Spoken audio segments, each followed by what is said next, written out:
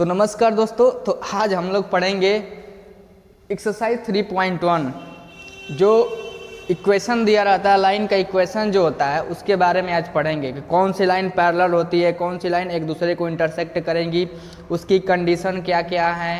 तो इन सब चीज़ों को हम लोग पढ़ेंगे, यहाँ तक कि पैरेलल लाइन जो होती है तब उसकी कंडीशन क्या होती है उसके बारे में भी हम लोग पढ़ेंगे। तो चलिए पढ़ते हैं। तो सबसे पहले मैं दो लाइन लिख लेता हूँ, ये एक लाइन है, दूसरी ये लाइन है। चलिए, तो इन लाइंस का इक्वेशन क्या है। जैसे ये लाइन ए बी है, ये सी डी है, मैं मान लूँ कि दो लाइन ऐसे है, तो इसका जनरल इक्वेशन क्या हो जाता है। मैं मान लो ये पॉली लाइन है ना, तो मैं मान लूँगा कि इसका इक्वेशन है a1x plus b1y plus c1 equals to 0 है। फिर ये दूसरी लाइन का इक्वेशन क्या हो जाएगा, a2x plus b2y plus c2 equals to 0 हो जाएगा।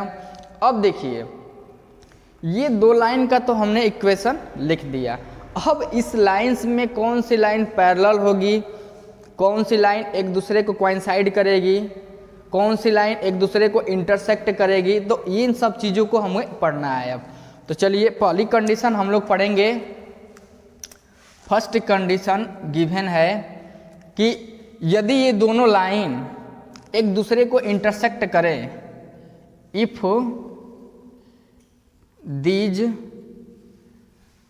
To line intersect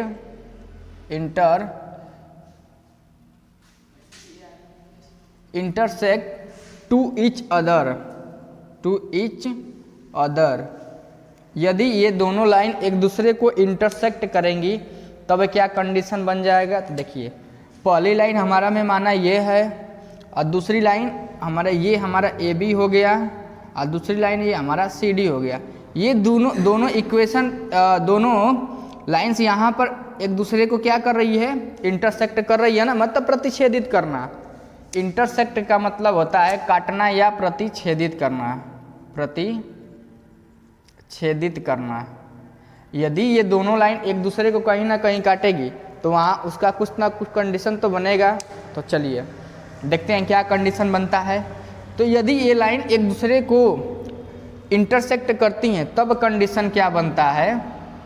in equation का जैसे a1 अपान a2, a1 और a2 का ratio not equals to b1 upon b2 के रेशियो, मतलब जो a1 और a2 का रेशियो होता है वो b1 और b2 के रेशियो के बराबर नहीं होता है। फर्स्ट कंडीशन ये बन गया। अब दूसरी बात ये है कि यदि यही लाइन एक दूसरे के पैरेलल हो, if these two lines are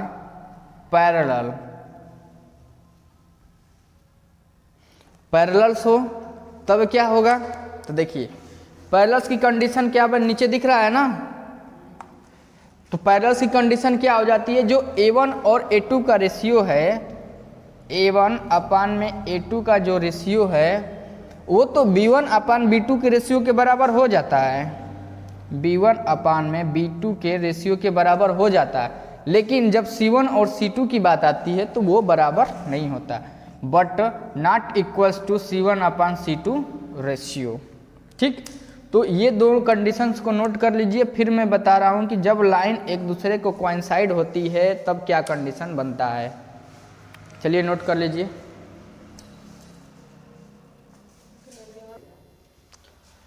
अब इसकी तीसरी कंडीशन हम पढ़ते हैं।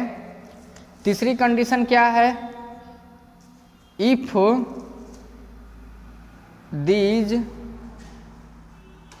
लाइन्स आर कोइंसाइड हो। कोइंसाइड का मतलब समरूप हो।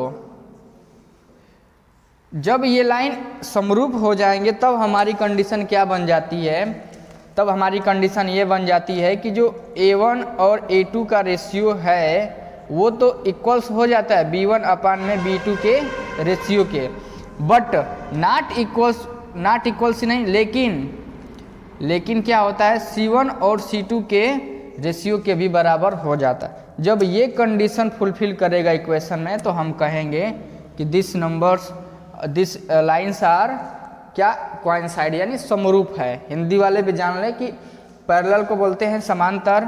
जब लाइन एक दूसरे के समांतर हो, जब लाइन एक दूसरे के समांतर रहेगा तो A1 और A2 का रेशियो B1 और B2 के रेशियो के बराबर होगा, लेकिन C1 और C2 के रेशियो के बराबर नहीं होगा। जब यही लाइन एक दूसरे को कहीं बिंदु पर काटेगी तो A1 और A2 का रेशियो B1 और B2 के रेशियो के बराबर नहीं होगा। जब यही लाइन एक दूसरे के समरूप हो जाएंगी तब क्या कंडीशन बनेगा कि A1 और A2 का रेशियो B1 और B2 के रेशियो के बराबर होगा और C1 और C2 के रेशियो के भी बराबर होगा। तो यहाँ तक क्लासेस समझ में आया हो तो बताइए, और आगे अब क्वेश्चन सॉल्व करेंगे हम लोग। देखो ध्यान से तुम लोग। तो देखिए हम इम्पोर्टेंट क्वेश्चन थोड़ा देख लेते हैं, उसके बाद चैप्टर का क्वेश्चन भी करना प्रारंभ करेंगे। तो पहले बच्चों का डिमांड है कि इम्पोर्टेंट क्वेश्चन को थोड़ा इजीली बता दिया जाए। जितना रूल्स बताया ना उसी पर बेसिस है, बाकी चैप्टर का क्वेश्चन कराता हूँ, पहले सिंपल क्वेश्चन करा लूँ। देखिए दिया है lines A1x plus B1y plus C1 equals to 0 and दिया है A2x plus B2y plus C2 equals 2। दो लाइन्स हमें दे दिया है, पूछा है यूनिक सॉल्यूशन कि इसका क्या हो अद्वितीय हल।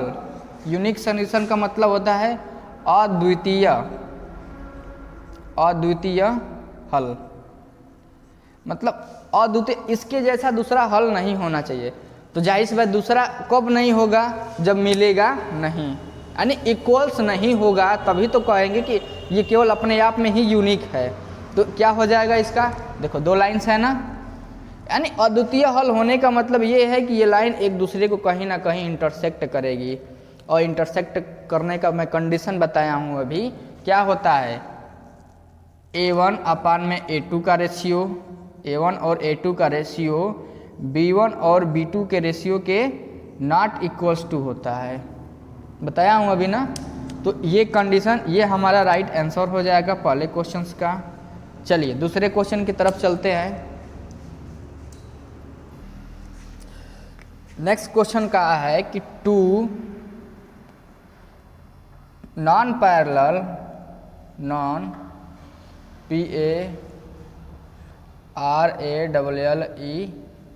Parallels line intersect each other।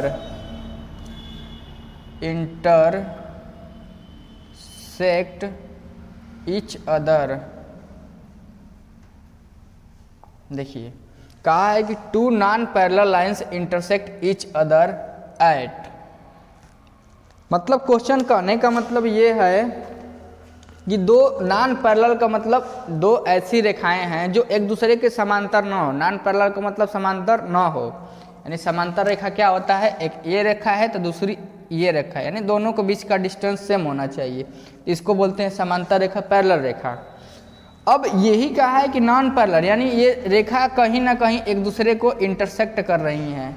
तो बताइए दो नॉन पैरेलल्स रेखाएं एक दूसरे को कितने जगह इंटरसेक्ट करेंगी, केवल एक जगह ना। देखिए अगर ये रेखा पहली है, ये दूसरी रेखा है, तो ये एक दूसरे को कितने जगह इंटरसेक्ट कर रही हैं, एक जगह। तो हम लिखेंगे कि ओनली वन इंटरसेक्ट,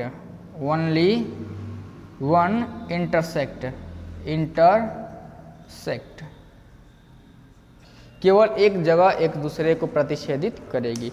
और जब यह प्रतिच्छेदित करेगी तो इसका क्या बन जाएगा सॉल्यूशन, यूनिक सॉल्यूशन हो जाएगा। ठीक, तो चलिए दो क्वेश्चन हो गया हमारा।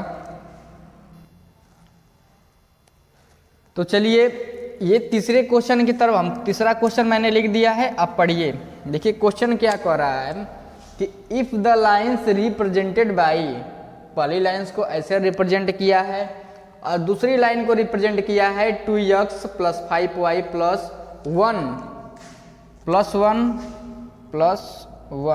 1 ये है ना, हाँ +1 आर पैरेलल, एक दूसरे के समांतर है।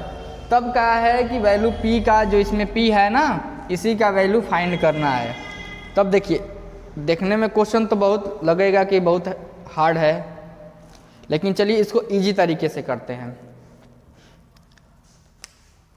तो चलिए अब इस क्वेश्चन को हम ध्यान से एक बार पढ़ लेते हैं। मैंने बताया था कि जब दो लाइंस एक दूसरे के पैरेलल्स होती है तो उसमें कंडीशन क्या होता है। जैसे मैं बताया था कि यदि ये पहली लाइन है a1x plus b1y plus c1 equals to 0, ये पहली लाइन्स हो गया। अगर ये दूसरी लाइन है a2x plus b2y plus c2 equals to 0, ये लाइन्स हो गया, दो लाइन्स। अगर ये एक दूसरे के पैरेलल्स है तो ये कंडीशन में क्या बताया था कि a1 और a2 का रेशियो बराबर होना चाहिए b1 अपान में b2 के रेशियो के, यही बात बताया था ना जी। अब देखो तो इसमें पहला इक्वेशन ये दे दिया है। अब इसी को जस्ट मैं इधर लिख रहा हूँ। पहली लाइन्स हमारी ये है, पहली लाइन्स क्या है देखो 3x है प्लस 2py है इक्वल्स टू 2 है। तो बताओ 2 को जब इधर लाएंगे तो क्या हो जाएगा, माइनस हो जाएगा ना। देखो इक्वल्स के साइड इधर +2 है, इधर लाएंगे तो क्या हो जाएगा, -2 हो जाएगा ना। -2 इक्वल्स टू 0, ये पहली लाइन्स हो गया। दूसरी लाइन्स को भी हमें क्या करना है, पैरेलल ही करना है। तो चलो दूसरी लाइन्स ये है, हमें मिल गई। तो देखो दूसरी लाइन्स क्या है 2x plus 5y plus 1 equals to 0। अभी मैं बताया हूँ कि यदि ये दोनों लाइन एक दूसरे के क्या है, पैरेलल्स हैं, तो उसकी कंडीशन क्या बन जाएगी, a1 और a2 का रेशियो b1 और b2 के रेशियो के इक्वल्स हो जाना चाहिए। तो चलिए देखते हैं। तो इसमें a1 क्या है, यही है ना। अगर हम इस इक्वेशन से कंपेयर करें तो a1 क्या निकलेगा, 3 निकलेगा। इसमें कंपेयर करें तो b1 क्या निकलेगा, 2p निकलेगा कि नहीं, बताओ तो जी, 2p निकलेगा। और c को कंपेयर करें तो c क्या निकलेगा, देखो -2, c क्या निकलेगा, c इक्वल टू -2। कंपेयर कर लिए। चलिए सेम उसमें इसी में क्या निकलेगा, a2 क्या निकलेगा, 2 निकलेगा। b2 क्या निकलेगा, कंपेयर कर रहे हैं इस इक्वेशन से। कंपेयर करने का मतलब ये होता है x और x तो हट जाएगा, तो a2 इक्वल्स टू क्या बचा, 2। b वाले में हट जाए, y से y हट जाएगा, b2 इक्वल्स टू क्या बचा, जो कोफिशिएंट होता है वही बचता है, उसी को लिखते हैं। तो क्या हो गया, 5 हो जाएगा। c2 इक्वल्स टू क्या हो जाएगा, 1। अगर यही लाइन्स क्या हैं, पैरेलल्स हैं, तब कंडीशन क्या बननी चाहिए, तब कंडीशन ये होनी चाहिए कि जो इसका और इसका रेशियो यानी 3/2 का रेशियो, चलिए हाँ 3/2 का रेशियो इक्वल्स हो जाना चाहिए b1 अपान b2 का। b1 कितना है, 2p। देखिए b1 लिखना है ना, तो b1 कितना है, 2p और b2 कितना है, 5, इनके रेशियो के बराबर। चलिए अब तो बना लिए हम। अब क्या करेंगे, इसमें 3 का गुणा कर देंगे। चलिए 5 का 3 में कर देंगे तो 15 हो जाएगा, ठीक। और ये 2p का 2 में कर देंगे तो 4p हो जाएगा। तब वैल्यू ऑफ p क्या हो जाएगा, p इक्वल्स टू लिख सकते हैं 15 इधर है ना, और ये मल्टीप्लाई या डिवाइड इक्वल्स की इस साइड में जाएगा तो क्या हो जाएगा, डिवाइड। तो p का वैल्यू क्या होगा, 15/4। तो इसे नोट कर लीजिए, ये हमारा राइट आंसर हो गया।